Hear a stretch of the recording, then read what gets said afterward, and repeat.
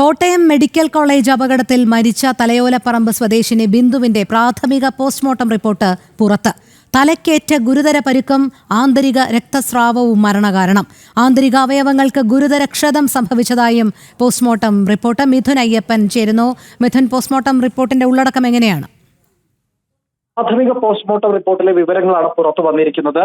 ഏറെ ദയനീയമായിട്ടുള്ള ഒരു അന്ത്യമാണ് ബിന്ദുവിനെ നേരിടേണ്ടി വന്നത് എന്ന് ഇപ്പോൾ ഇതിൽ നിന്നും പുറത്തു വരുന്ന വിവരങ്ങളിൽ നിന്ന് മനസ്സിലാക്കാൻ സാധിക്കുന്നു. തലയോട്ടിക്കേറ്റ ചതവും അതുപോലെ തന്നെ ആന്തരിക രക്തസ്രാവവുമാണ് ഇപ്പോൾ മരണകാരണമായി കരുതുന്നത്. ഒപ്പം തന്നെ അപകടത്തിൽ തലയോട്ടി തകർന്ന് തലച്ചോറ് പുറത്തു വരുന്ന അവസ്ഥയിൽ എത്തിയിരുന്നു. ഒപ്പം തന്നെ മറ്റ് ആന്തരികാവയവങ്ങൾക്കും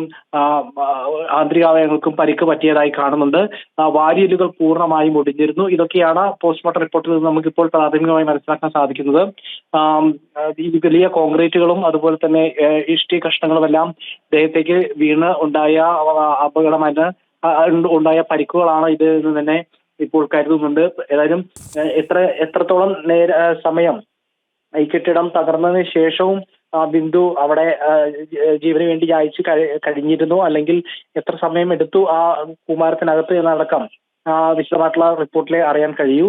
ഉടനെ തന്നെ മരണം സംഭവിച്ചോ എന്നും അറിയേണ്ടതുണ്ട്. ഏതായാലും രക്ഷാപ്രവർത്തനം വൈകിയതുമായി ബന്ധപ്പെട്ടുള്ള വിവാദമെല്ലാം ഉണ്ടായിരുന്നു. ഏതായാലും ഇപ്പോൾ പ്രാഥമിക വിവരങ്ങളാണ് ഇപ്പോൾ പുറത്തു വന്നിട്ടുള്ളത്. ശരി മിഥുൻ, ബിന്ദുവിന്റെ പ്രാഥമിക പോസ്റ്റ്മോർട്ടം റിപ്പോർട്ടിൽ തലക്കേറ്റ ഗുരുതര പരിക്കും ആന്തരിക രക്തസ്രാവവുമാണ് മരണകാരണമെന്ന് തന്നെയാണ് വ്യക്തമാക്കിയിരിക്കുന്നത്. മിഥുൻ അയ്യപ്പനാണ് വിവരങ്ങൾ നൽകിയത്.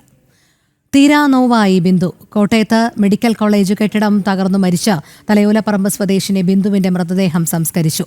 മകൻ നവനീത് ചിതയ്ക്ക് തീ കൊളുത്തി. 100 കണക്കിന് ആളുകൾ അന്തിമോപചാരം അർപ്പിച്ചു.